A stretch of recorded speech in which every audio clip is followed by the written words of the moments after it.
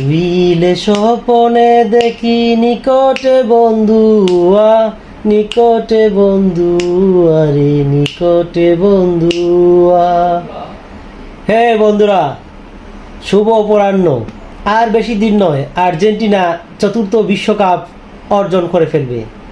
সুতরাং যে যাই বলছেন না কেন, এখন শুধু প্ল্যানিং কি হবে। দেখলেন তো, ইংল্যান্ডের গোলকিপার পানির বোতলের মধ্যে প্ল্যান লিগে আছে খেলার, যে কে কোন দিকে শট মারবে, কি এই সেই। আরে ভাই, তোমরা যেসব ক্লাবে খেলো, ইউরোপের যেসব যে জায়গায় খেলো না কেন, আর্জেন্টিনার প্লেয়াররা তো ওইসব ক্লাবেই খেলে, আমেরিকার বিভিন্ন ক্লাবে খেলে। তো তোমাদের তো ভয় পাওয়ার মতো কিছুই নাই, দেখলেন তো। আর আরেকটা দল কি, এখন দেখলাম, আজকে দেখলাম বিভিন্নভাবে বিভিন্ন জন পোস্ট করলেন, আমাদের একটা প্রতিপক্ষ আছে হলুদিয়া পাখি, হ্যাঁ, সেই যে হলুদিয়া পাখির সমর্থকরা বিভিন্নভাবে পোস্ট করলেন।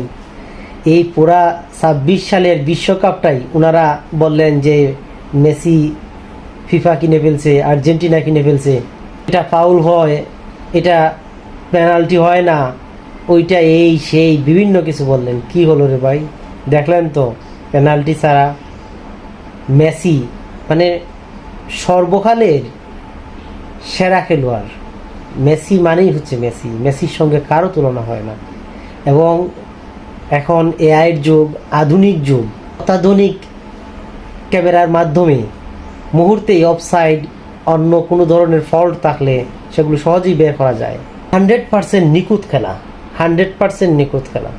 মেসি দেখছেন তো কীভাবে বলটা অ্যাসিস্ট করে দিল লাতারো মার্টিনেজকে, এগুলো দেখার মতো। তারপর মানে ইতিহাস সাক্ষী থাকবে, মেসি 3-4টা ম্যানকে প্রায় সময় কিভাবে খাটিয়ে গোল দেওয়ার চেষ্টা করেছে। গোল কিন্তু 6টা হওয়ার কথা ছিল, 2টা বারের মধ্যে লাগছে, আর 2টা হেড গোলকিপার আটকে দিছে, আর 2টা তো গোল হয়েছে। এর মানে 6টা হওয়ার কথা ছিল। মানে ইংল্যান্ডের ভাগ্য ভালো যে 6টা গোল খায়নি, এতটুকুই সন্তুষ্ট থাকেন যে ইংল্যান্ড 6টি গোল খায়নি। আর না হলে ইংল্যান্ডের অবস্থা আরও খারাপ হওয়ার মতো ছিল। কি খেলছে দেখছেন তো, 62% বল আর্জেন্টিনার কাছে ছিল।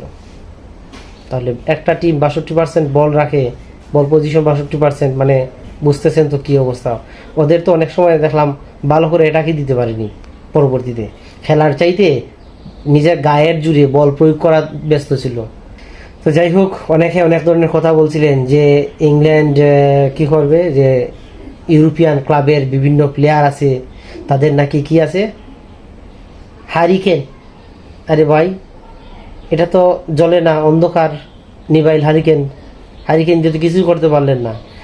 বেশি লাফালাফিটা আমাদের হলুদিয়া পাখিরাই করছিল, খাইলেন তো ঠিক মতো। যাই হোক, এখন আমরা প্রস্তুতি নিচ্ছি ফাইনালের। আর্জেন্টিনার সমর্থক যারা আছেন তারা অবশ্যই আরও শক্ত হয়ে বসবেন। আর্জেন্টিনার সমর্থকদের ধৈর্য ধরার অনুরোধ জানাচ্ছি, এবং আমরা শান্তিপ্রিয়ভাবে, সুন্দরভাবে, আমরা আমাদের যারা একটু যাদের সঙ্গে আমাদের মজা হয় তাদেরকে তো সাথে রাখতেই হবে। কি করবেন, ওরা থাকুক, ওরা খেলায় হার জিত থাকবে, এটাকে নিয়ে কোনো ধরনের অসঙ্গতি তৈরি করা যাবে না, কোনো ঝামেলা করা যাবে না। সবাই শান্তিপ্রিয়ভাবে, সুন্দরভাবে আমরা ফুটবল খেলা দেখব। আগামী ফাইনাল আমরা উপভোগ করব, এবং আর্জেন্টিনার সমর্থকরা, বাংলাদেশের বিভিন্ন দলের সমর্থকদের কাছে আমাদের অনুরোধ থাকবে, উপভোগ করব কোনো ধরনের বিশৃঙ্খলা ছাড়া। এবং ফুটবলের প্রতি আমাদের প্রত্যেকেরই ভালোবাসা রয়েছে, আমরা যে দলই করি না কেন সুন্দর পরিবেশে খেলা দেখব, এই কামনাই রইল সবার কাছে। এখানেই বিদায় নিচ্ছি, সবাইকে ধন্যবাদ, ভালো থাকবেন সবাই, এই কামনাই রইল।